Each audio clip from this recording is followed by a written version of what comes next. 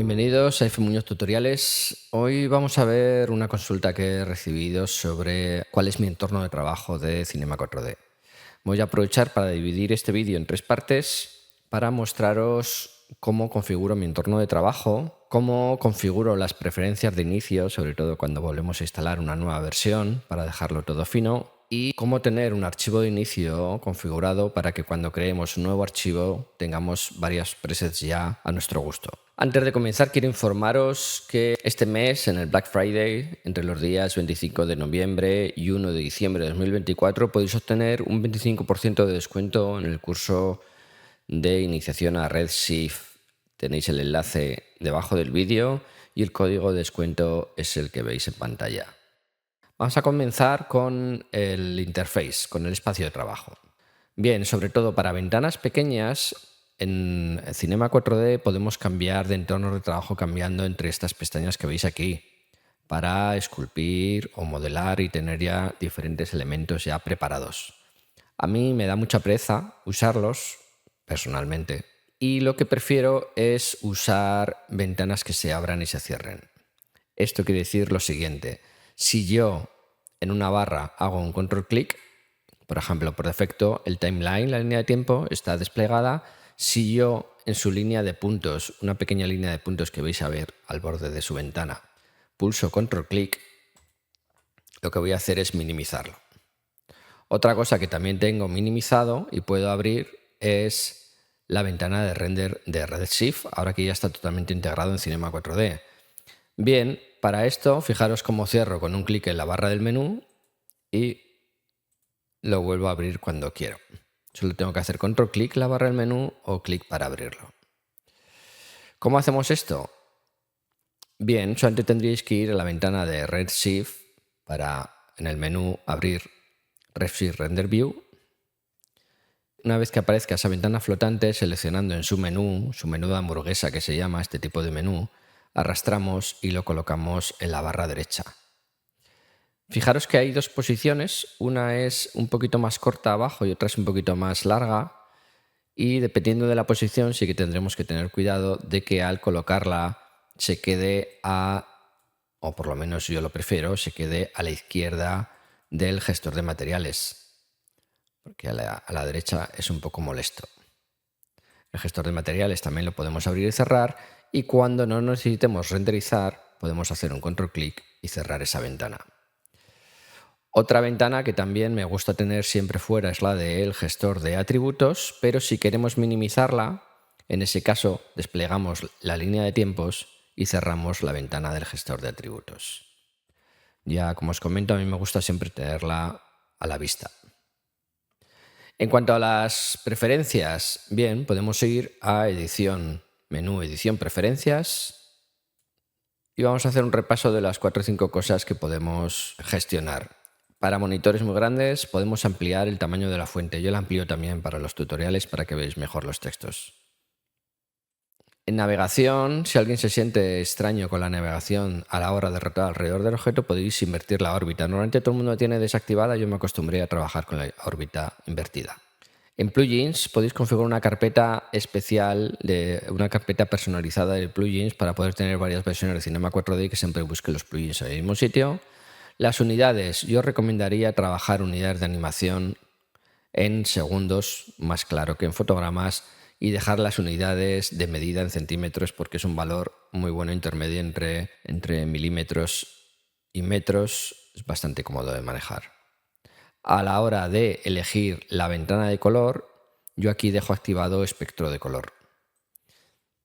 Espectro de color nos va a dar esa opción cuando tengamos un material de que nos abra esa caja de color al estilo Photoshop. Y el modo de color HSV. Eso lo podéis ver en algún otro vídeo que tengo que habla sobre cómo trabajar el color en Cinema 4D y cómo funcionan todas estas paletas. Lo podéis encontrar dentro de mi canal. Y luego ya podemos ir a la sección renderizador, desplegarla y en Redshift elegir si usamos todas nuestras tarjetas para renderizar o no, y si usamos también la CPU, que también puede realizar cálculos. Yo normalmente la CPU la tengo desconectada en Redshift para que no se me bloquee el ordenador y vaya más suave, y en todo caso a la hora de realizar un render final lo puedo activar. La caché, que ocupa un montón, para que no nos esté ocupando tanta memoria en C, la tengo en un disco duro externo, en un SSD. Así la tengo también controlada. De hecho, tengo aquí un número bastante alto de caché en gigas, porque para según qué tipo de renders o cálculos te puedes quedar corto de memoria, y así que ahí use todo lo que necesita. Bien, y conforme al setup, a lo que es cuando yo pulso en la pestaña una nueva escena, esa configuración de tiempo la puedo tener predefinida. ¿Qué valores, por ejemplo, podemos tener ya predefinidos cada vez que arrancamos un archivo y no tenemos que estar cambiándolos? En mi caso, por ejemplo, en el proyecto está trabajando a 25 frames por segundo, en vez de los 30 que indica ya directamente Cinema 4D.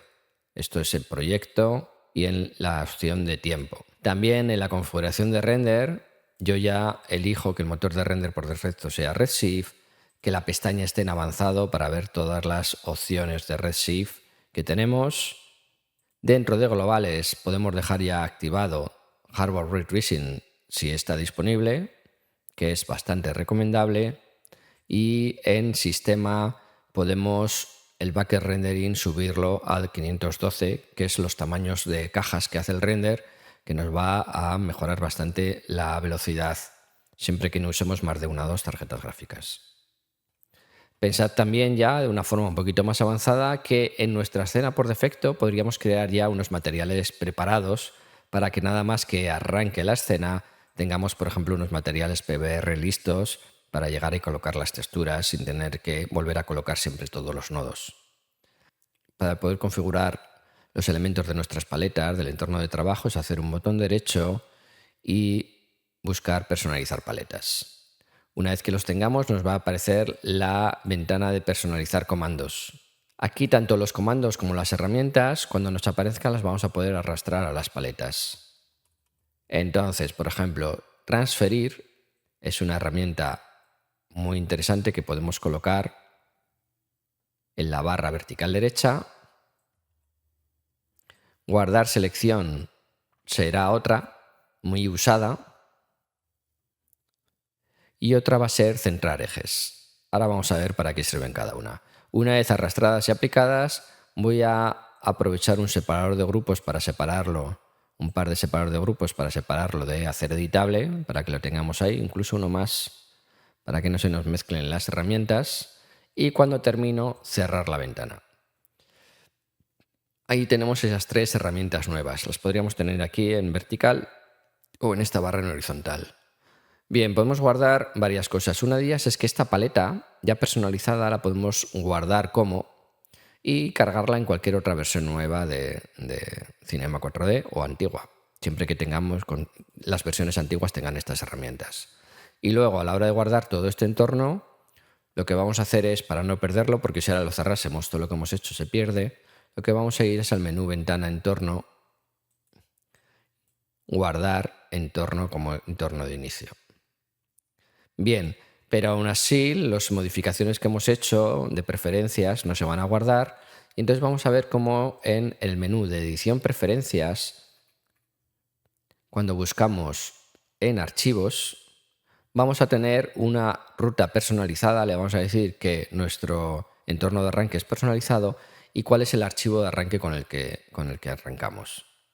Entonces, en este caso esta es la ruta donde tengo mi archivo, abriríamos por la carpeta y colocaríamos.